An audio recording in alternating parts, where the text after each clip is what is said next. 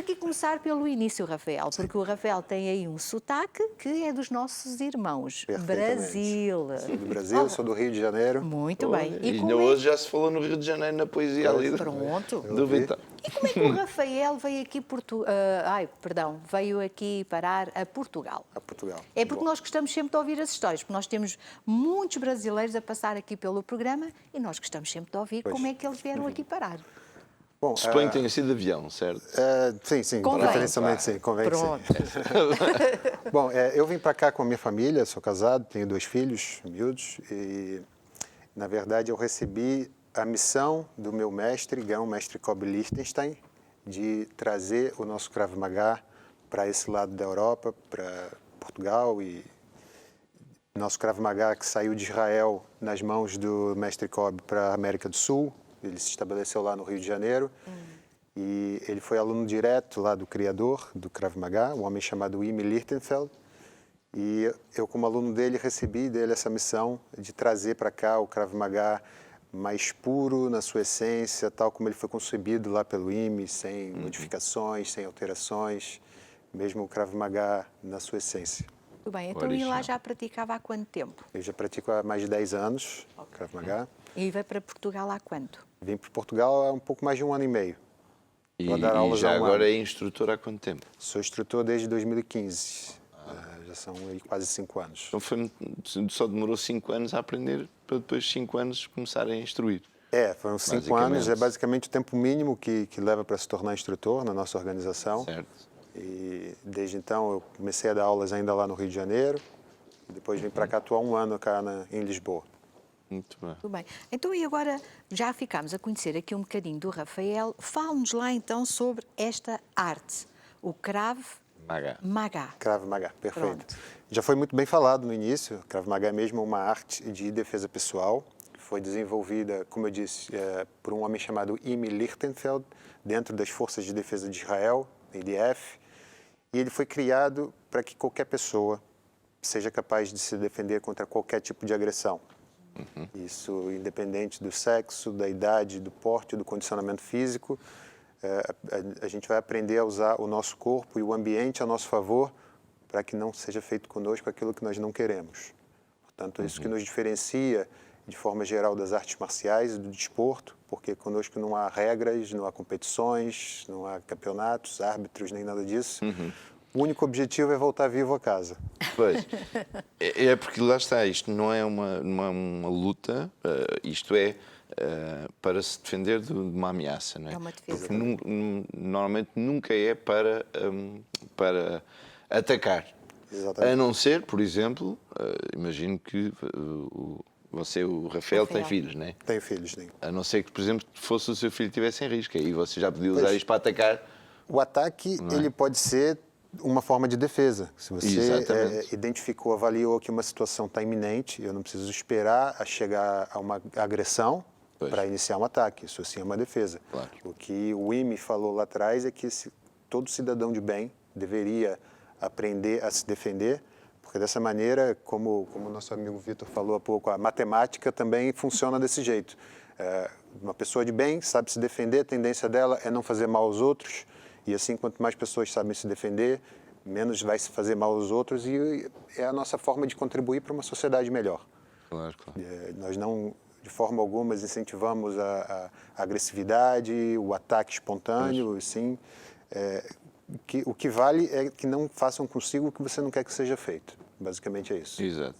Mas você sabe que está num dos países mais seguros do mundo, não é? De certa forma, sim. Quando a gente compara, eu recebo muitas essas perguntas dos alunos, principalmente. Mas você saiu do Rio de Janeiro, que tem toda aquela criminalidade. Exato.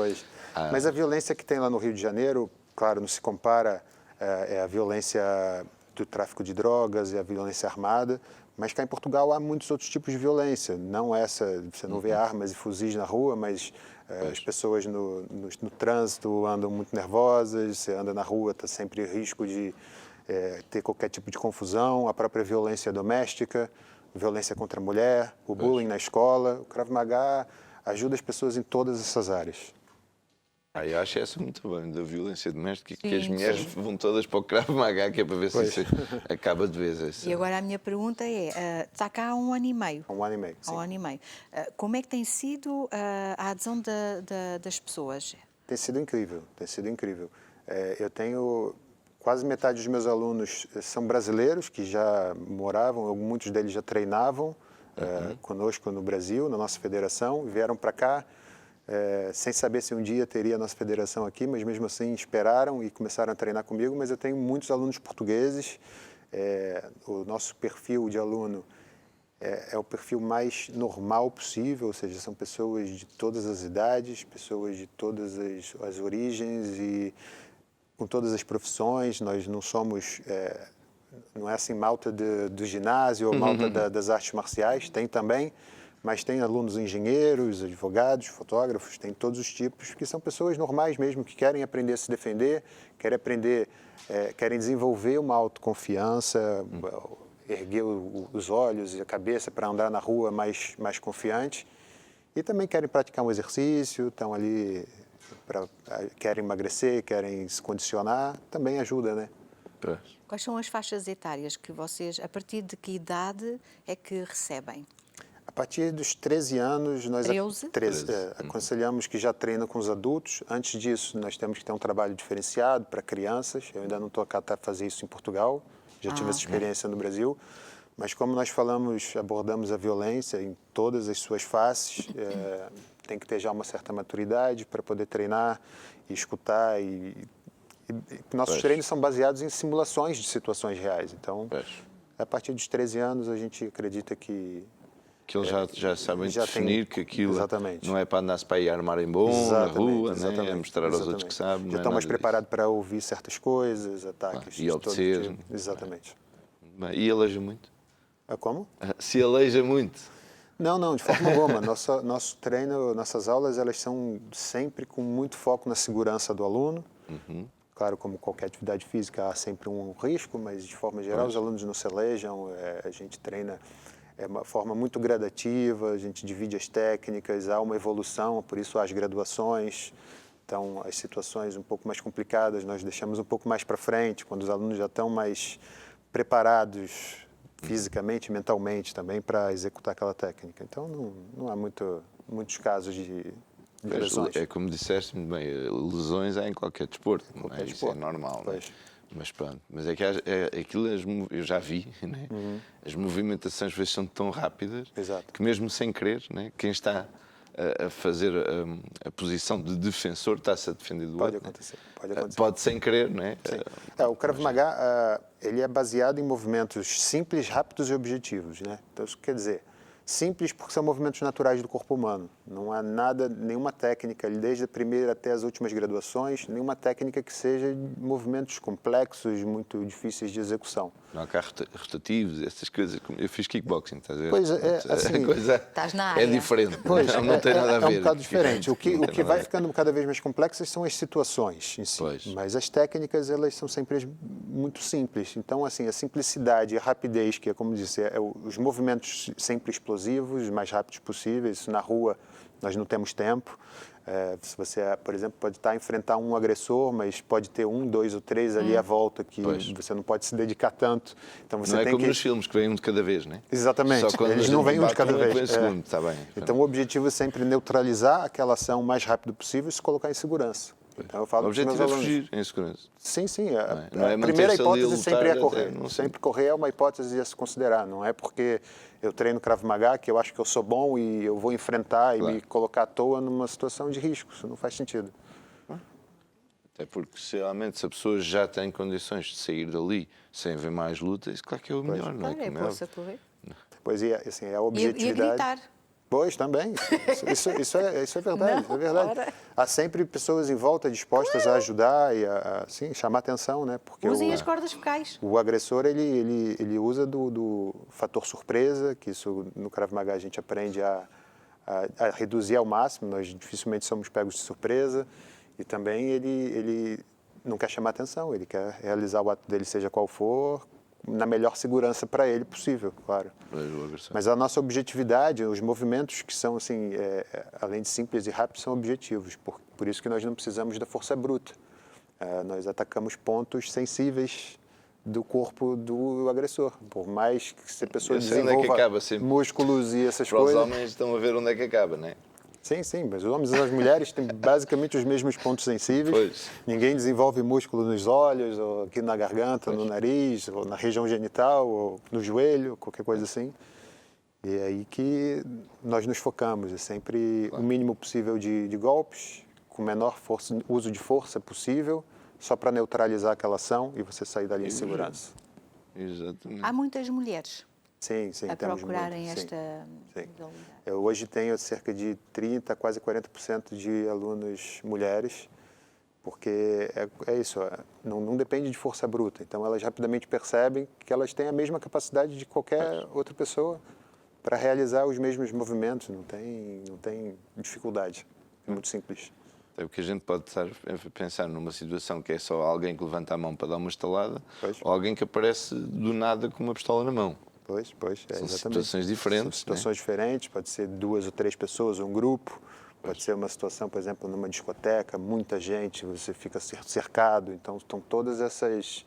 A gente trabalha em todos esse tipo de situação, pedaços de pau, vidro, facas... Resposta tem para tudo. Resposta tem para tudo. Nada é impossível. O impossível não pode existir para a gente, senão é a nossa vida que está em jogo. E lá está, isto faz todo sentido até vir de Israel. Já como eu falei ao princípio, o exército israelita é dos mais complexos e mais bem treinados do mundo, como se sabe. Não é? Exato. E a situação vivida lá é completamente diferente. Não é? Exato. Eles têm mesmo que apurar essas técnicas. Pois. O próprio criador do Krav Maga, o Imi, a história dele foi...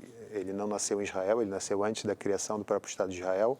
Ele nasceu em Budapeste e cresceu, teve a sua infância na Bratislava. E como jovem judeu daquela época, a sua juventude ela foi marcada por perseguições, porque ele nasceu em 1910, então dos anos 1930... 40 foi a ascensão dos nazistas e de toda aquela história que a gente já conhece, e ele precisou muitas e muitas vezes se defender, às vezes contra amigos que do dia para a noite viravam as costas para ele, por ele ser judeu, e passaram a persegui-lo. Então ele teve muita experiência da vida real, o que funcionou para ele, o que não funcionou, para então quando ele depois chegou em Israel, antes ainda de ser chamado Israel, era Palestine Eye, ele passou a treinar as comunidades e ajudar no próprio treinamento da população civil, para que elas pudessem aprender a se defender. E ali ele encontrava pessoas de todo lado, com todas as diferentes experiências, e ele foi vendo o que funcionou para ele, o que não funcionou, e foi adaptando e criando movimentos que funcionavam e que eram diferentes das artes marciais, porque naturalmente não havia alguém ali para separar, não havia contagem de tempo, não havia regras. E então ali começou pela primeira vez a ideia do Krav Maga. Depois que se criou, depois que ele já estava dentro do exército, ele foi convidado para ser o preparador físico e o treinador de combate corpo a corpo. E foi quando pela primeira vez surgiu o nome Krav Maga. Então ele tinha lá à disposição dele os melhores soldados de elite do exército de Israel, e ele passou ele criou um livro, uma referência, apostila, para que aquilo virasse mesmo uma arte oficial do exército de Israel. Por muitos anos ficou restrito às forças de defesa de Israel, só os israelitas podiam aprender, mas depois de um tempo ele viu o tamanho da obra que ele tinha feito e ele achava que todo cidadão de bem devia ter o direito de aprender. Exatamente. Então foi quando ele começou a levar o Krav Maga para o mundo civil. Bem, entretanto, preparem ali a camarazinha para a gente espreitar ali a Joana também. E porquê é que demorou... Bem, agora já me deste um bocadinho a resposta que eu ia dizer. Porquê é que demorou tanto tempo para essa arte chegar ao Ocidente? Foi por causa disso? Aquilo era para ficar restrito, exatamente. Não é? Por muitos anos aquilo ficou restrito lá às forças de defesa de Israel, e depois que o IME abriu 2 academias lá em Israel, começou a lecionar para o mundo civil.